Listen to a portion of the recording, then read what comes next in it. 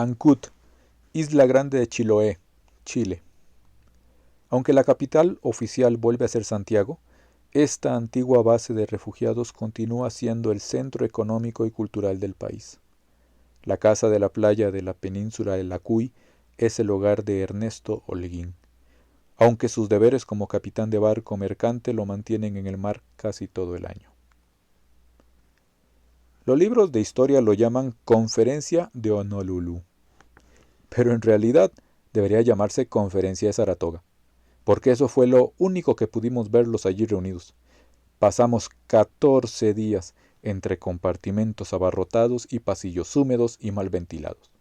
El USS Saratoga, primero portaaviones, después cascarón clausurado, más tarde barcaza de transporte de evacuados y finalmente cuartel general flotante de las Naciones Unidas. Tampoco tendría que llamarse conferencia. Si acaso fue más bien una encerrona. Se suponía que íbamos a intercambiar tácticas bélicas y tecnología. Todos estaban deseando ver el método británico de autopistas fortificadas, que era casi tan emocionante como la demostración en directo de Kungalalem. También se suponía que intentaríamos volver a introducir algunas leyes de comercio internacional.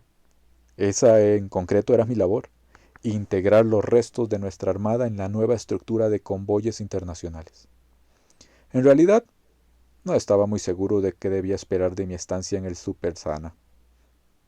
Ni creo que nadie se imaginase lo que sucedió de verdad. El primer día de la conferencia, nos reunimos para las presentaciones. Yo tenía calor, estaba cansado y deseaba de corazón que pudiésemos empezar sin tener que pasar por los interminables discursos.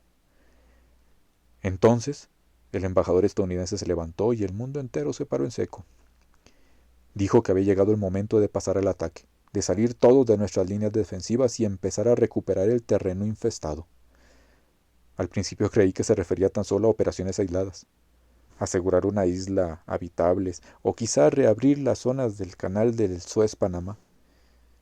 Mis suposiciones no duraron mucho, porque aquel hombre dejó muy claro que no trataría de una serie de incursiones tácticas menores, sino que los Estados Unidos pretendían estar permanentemente a la ofensiva, avanzar todos los días hasta que, según dijo él, cada rastro de los monstruos de la tierra fuese limpiado, purgado y, en caso necesario, volado en pedazos.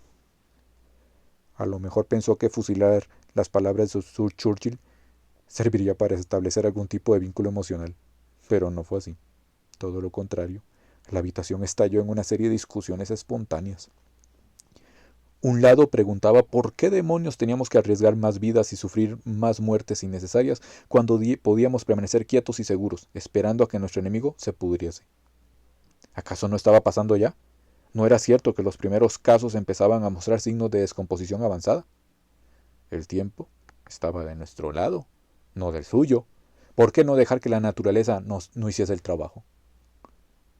El otro lado contraatacaba diciendo que no todos los muertos vivientes se pudrían. ¿Qué pasaba con los últimos casos, los que seguían estando fuertes y sanos? Solo hacía falta uno de ellos para dar comienzo de nuevo a la plaga. ¿Y qué pasaba con los que merodeaban por los países que estaban sobre la cota de nieve? ¿Cuánto tiempo tendríamos que esperar a que desaparecieran? ¿Décadas? ¿Siglos?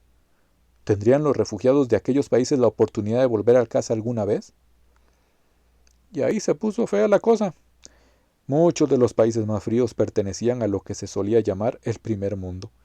Uno de los delegados de uno de los antiguos países, en desarrollo, sugirió bastante airado que quizá era su justo castigo por violar y saquear a las naciones explotadas del sur, que quizá, al mantener a la hegemonía blanca distraída con sus problemas, la invasión zombie podría permitir al resto del mundo desarrollarse sin la intervención imperialista.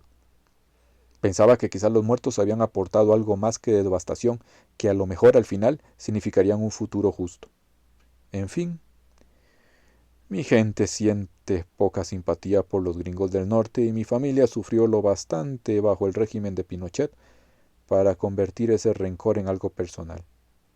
Pero llega un momento en que las emociones particulares no deben pasar por alto los hechos objetivos. ¿Cómo podría haber una hegemonía blanca cuando las economías más dinámicas del periodo anterior a la guerra eran la de China y la India? y durante la guerra la economía más pujante, sin lugar a dudas, era la de Cuba. ¿Cómo podía decir que los países fríos eran un problema del norte cuando había tanta gente que apenas lograba sobrevivir en el Himalaya o en los Andes, en nuestro propio país? No, aquel hombre y los que estaban de acuerdo con él no hablaban de justicia para el futuro, sino de venganza por el pasado. Después de todo lo que habíamos pasado, seguíamos metiendo la cabeza en un hoyo y lanzándonos al cuello de los demás. Estaba de pie junto a la delgada rusa, intentando evitar que se subiese al asiento cuando oí otra voz estadounidense. Era su presidente. El hombre no gritó, no intentó restaurar el orden, simplemente siguió hablando en ese tono tranquilo y firme que no creo haberle oído a ningún otro líder mundial. Incluso agradeció a sus colegas delegados las valiosas opiniones y reconoció que desde un punto de vista meramente militar no había razón para intentar a la suerte. Habíamos luchado contra los muertos hasta quedar en tablas y al final, quizá las generaciones futuras lograsen volver a habitar el planeta con poco o ningún peligro físico.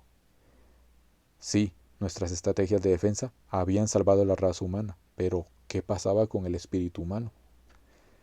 Los muertos vivientes nos habían quitado algo más que tierra y seres queridos, nos habían robado la confianza como forma de vida predominante del planeta. Éramos una especie destrozada y hundida, llevada hasta el borde de la extinción, agradecida por tener un mañana en el que hubiese un poco menos de sufrimiento. ¿Era aquel el legado que queríamos dejarle a nuestros hijos? Un grado de ansiedad y duda nunca visto desde que nuestros ancestros simios se escondieron en los árboles más altos. ¿Qué clase de mundo iban a reconstruir? ¿Reconstruirían algo? ¿Podían seguir progresando sabiendo que no habían podido hacer nada para reclamar su futuro? ¿Y si en ese futuro se producía otra plaga de zombies? ¿Estarían nuestros descendientes listos para la batalla? ¿O se limitarían a rendirse rápidamente y a aceptar lo que para ellos sería una extinción inevitable? Solo por esta razón, teníamos que reclamar el planeta. Teníamos que demostrarnos que podíamos hacerlo y además, que aquella prueba fuese el mayor monumento de la guerra, el largo y duro camino de vuelta a la humanidad o el hastío regresivo de lo que fueran los primates más orgullosos de la Tierra. Esa era la decisión, y teníamos que tomarla allí mismo. Era algo típicamente yanqui, intentar atrapar las estrellas cuando todavía estaban metidos en el barro. Supongo que, de ser una peli gringa, habría algún idiota que se levantase y aplaudiese. Después se le unieron los otros y veríamos que alguien derramaba una lágrima o alguna mierda por el estilo. Lo cierto es que todos guardaron silencio. Nadie se movió. El presidente anunció que nos retiraríamos para considerar la propuesta durante el resto de la tarde y después reunirnos al anochecer para una votación general. Como agregado naval, no se me permitía participar con mi voto, mientras el embajador decidía el futuro de nuestra amada Chile. Yo solo podía disfrutar de la puesta del sol del Pacífico. Me senté en la cubierta de vuelo, entre los molinos de viento y las placas solares, para matar el rato con mis homólogos de Francia y Sudáfrica. Intentamos no hablar del trabajo y encontrar algún tema común que tuviese que ser lo menos posible con la guerra. Creíamos estar a salvo con el vino, pero por pura coincidencia, los tres habíamos vivido o trabajado en un viñedo o teníamos algún familiar relacionado con uno. Aconcagua, Stellenbosch, Burdeos. Aquellos eran nuestros nexos de unión y como todos los demás nos conducían directamente a la guerra. Aconcagua estaba destruida. Se había quemado hasta los cimientos durante los desastrosos experimentos del país con napalm. Stellenbosch se dedicaba a cultivos de primera necesidad. Las uvas se consideraban un lujo cuando las poblaciones se morían de hambre. Burdeos estaba invadido. Los muertos pisoteaban su tierra, como ocurría en casi toda la Francia continental.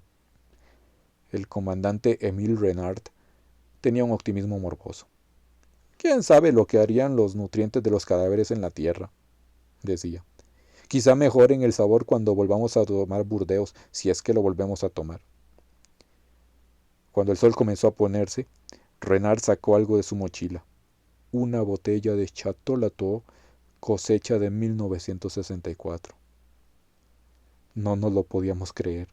El 64 había sido una cosecha excepcional, ya que por cosas del azar el viñedo había tenido una cosecha abundante aquella temporada y se había decidido recolectar las uvas a finales de agosto en vez de a principios de septiembre.